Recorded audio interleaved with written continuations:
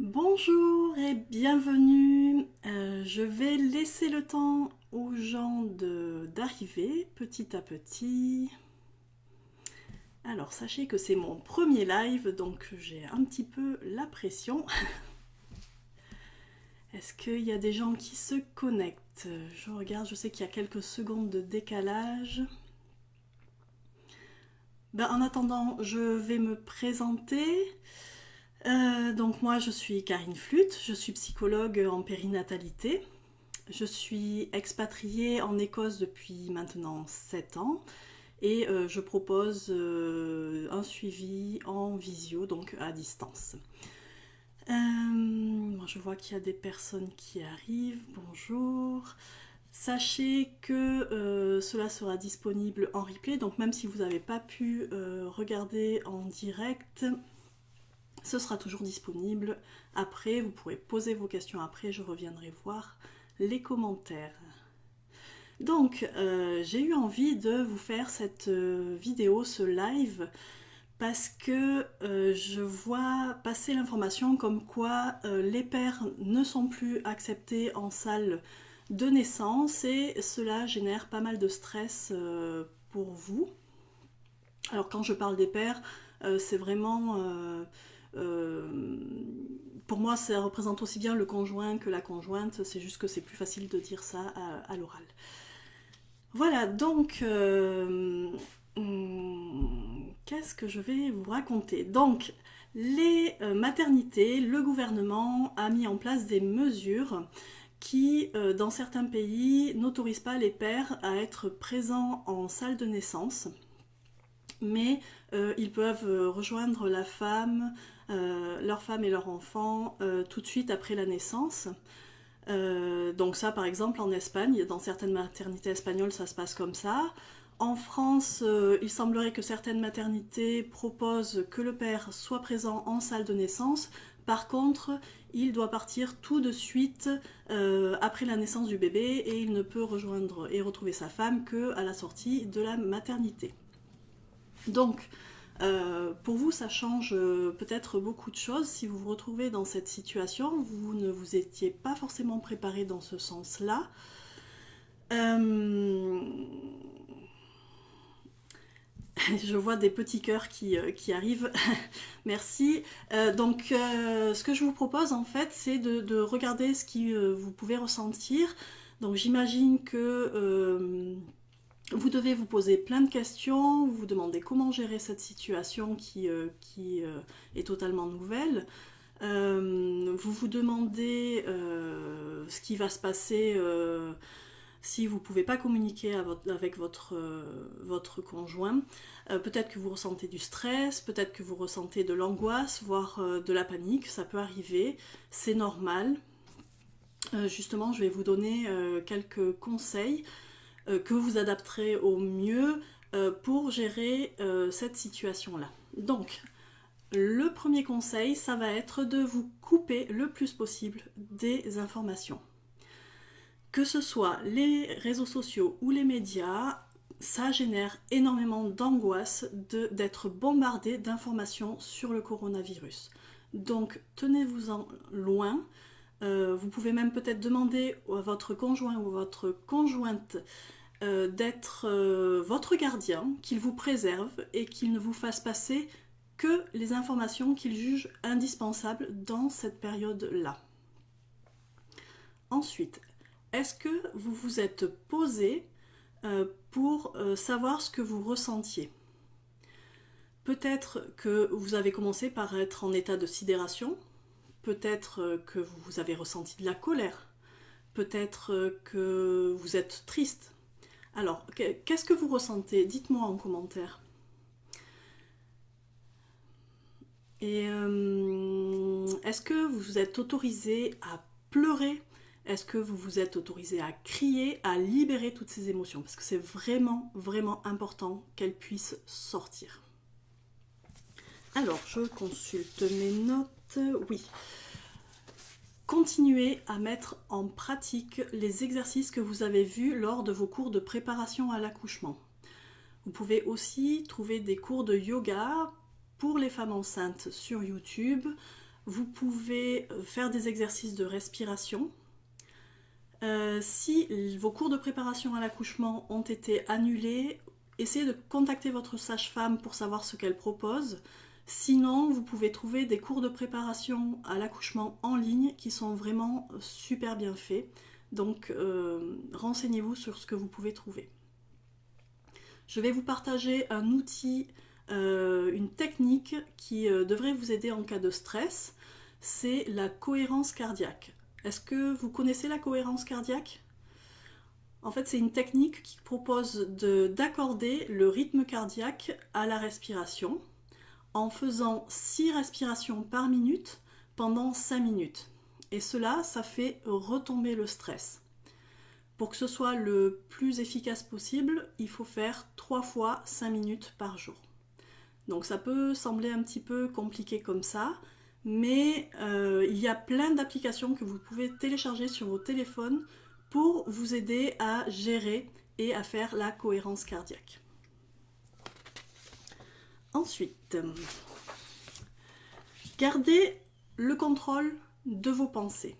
Il y a des choses qui sont totalement hors de contrôle, mais il y a des choses sur lesquelles vous pouvez avoir le contrôle. Par exemple, ce qui est hors de contrôle, c'est les décisions prises par le gouvernement et par les maternités. En revanche, ce que vous pouvez garder sous contrôle, c'est le sentiment d'acceptation de ces mesures. Vous pouvez garder une attitude positive, vous pouvez croire en vous. Moi, je suis persuadée que le corps de la femme, il est fait pour accoucher. Même si, avec la médecine moderne, on peut croire que ce n'est pas le cas, mais si, je vous assure. Donc, croyez en vous, croyez en votre capacité d'accoucher seul, seul, je veux dire sans la présence du père. Croyez, répétez-vous-le chaque jour et préparez-vous intérieurement à la rencontre avec votre bébé. Préparez-vous aussi à l'accouchement avec des livres tels que J'accouche bientôt, Que faire de la douleur. Donc ça, c'en est un, mais il y en a d'autres. Si vous voulez, je vous en partagerai des titres en commentaire. Pourquoi se préparer de cette façon-là? Parce que ça vous permet de comprendre ce qui se passe au moment où le travail se met en route.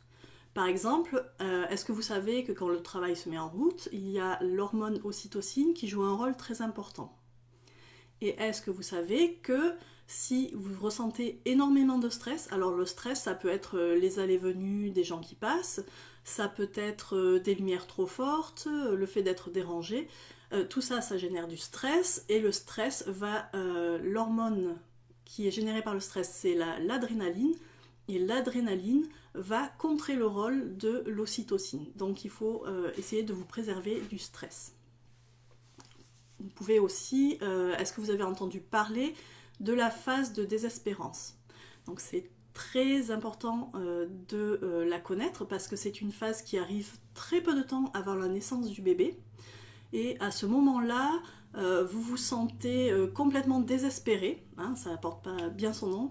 Vous pensez que vous ne pouvez plus y arriver, que vous n'êtes pas faite pour accoucher, que ce n'est plus possible, vous n'allez pas y arriver. Et pourtant, en fait, c'est vraiment peu de temps avant que le bébé arrive. Il ne reste plus que quelques instants avant de faire sa rencontre. Donc, si vous êtes informé de tout ça, vous avez davantage confiance en vos capacités à accoucher. Si vous ne l'avez pas encore fait, pensez à appeler la maternité pour savoir quel est le protocole qui est mis en place et pour poser les questions qui vous viennent à l'esprit. Et c'est le moment de mettre à jour ou de faire, si vous ne l'avez pas encore fait, votre projet de naissance. Pensez à garder un contact social avec les autres. C'est très important, nous sommes des gens qui ont besoin du contact social et là en période de confinement c'est difficile, donc téléphonez, envoyez des messages, faites des visios avec des gens que vous aimez, avec des gens qui vont vous soutenir. Sachez que si vous pensez que les gens que vous connaissez sont sont en sécurité et en bonne santé, vous serez rassuré et cela fera diminuer votre stress. Tenez-vous éloigné des personnes qui vont vous procurer du stress, par exemple en vous posant des questions telles oh, « Mais comment tu vas gérer si tu es toute seule à la maternité ?» Ça, bon, c'est source d'énormément de stress.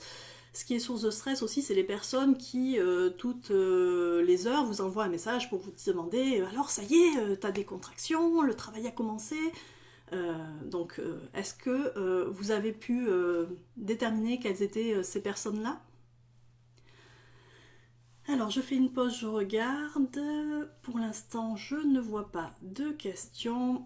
Très bien, je vais continuer. Donc là, on va arriver au jour J. Je vous ai beaucoup parlé de la préparation, de son importance. On arrive au jour J. L'important, c'est de se rappeler de tout ce que vous avez fait avant. Pensez aux techniques de respiration, pensez aussi que... essayez de voir les contractions comme des vagues qui vous emportent. Si vous êtes au milieu des vagues et que vous luttez contre les vagues, ça va être difficile, ça va être douloureux. En revanche, si vous vous laissez emporter par cette vague, une fois qu'elle est terminée, parce qu'elle passe en fait, une fois que vous êtes laissé emporter par cette vague, vous avez progressé dans votre travail, vous êtes allé un petit peu plus loin et donc vous vous rapprochez de la rencontre avec votre bébé. Sachez aussi que les soignants sont vraiment là pour vous aider, pour vous soutenir et ils vont tout mettre en œuvre pour que tout se passe bien. Donc soyez en confiance et parlez avec eux.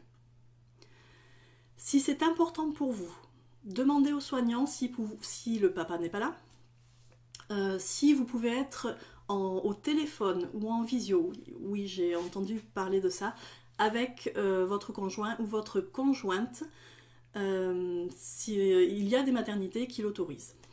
En revanche, pensez aussi que si vous préférez un accouchement qui est plus physiologique, qui est sans péridurale, le fait d'avoir toutes ces stimulations avec le téléphone va vous empêcher de vous mettre dans votre bulle et va vous empêcher de vous déconnecter de votre cerveau. Ensuite, une dernière chose, vous pensez que vous êtes seul parce que le père n'est pas là, mais réfléchissez et dites-vous que vous êtes avec votre bébé. Le bébé est là, il est avec vous et vous allez à sa rencontre. Ah, j'ai oublié de dire une chose, c'est que l'OMS recommande toujours, même à l'heure actuelle, que vous puissiez prendre la position qui vous convient le mieux lors du travail et lors de l'accouchement. Donc c'est très très important de le garder en tête. Après la naissance, vous pouvez prévoir une sortie précoce. Donc il faut le demander à l'hôpital. Et si vous avez mis en place en amont le suivi pour les jours qui suivent la naissance, je pense que ça vous sera accordé. Après, c'est à discuter avec les soignants et si tout va bien, normalement c'est ok. Ils préfèrent vous savoir chez vous plutôt qu'à l'hôpital qui est un nid à coronavirus. Pensez à prendre des photos, pensez à prendre des vidéos, pensez à noter si vous le pouvez ce que vous avez vécu, ce que vous avez ressenti, comme ça vous pouvez le partager aux autres, à ceux qui n'ont pas pu être présents. Voilà, je ne sais pas si vous avez des questions, s'il y a des commentaires, je vais aller voir un petit peu. Non, pas de questions pour le moment, très bien, donc je vais pouvoir continuer. Je reviens sur une chose, je vous ai beaucoup parlé de la préparation à l'accouchement, mais c'est extrêmement important aussi de vous préparer à la période postnatale. Il y a beaucoup de parents qui se retrouvent complètement démunis une fois passés les premiers jours avec bébé. Du coup, moi ça me fait réfléchir et j'aimerais vous proposer quelque chose pour vous aider à mieux vivre cette période postnatale. Donc je travaille dessus, mais si vous avez envie de me partager ce dont vous auriez eu besoin ou ce dont vous avez pensez avoir besoin dans cette période-là pour le vivre de façon plus sereine, n'hésitez pas, moi je reviendrai voir les commentaires, même en replay, partagez-moi tout ça. Le postnatal, j'ai aussi une vidéo qui est sur ma chaîne YouTube, donc je vous la mettrai en commentaire.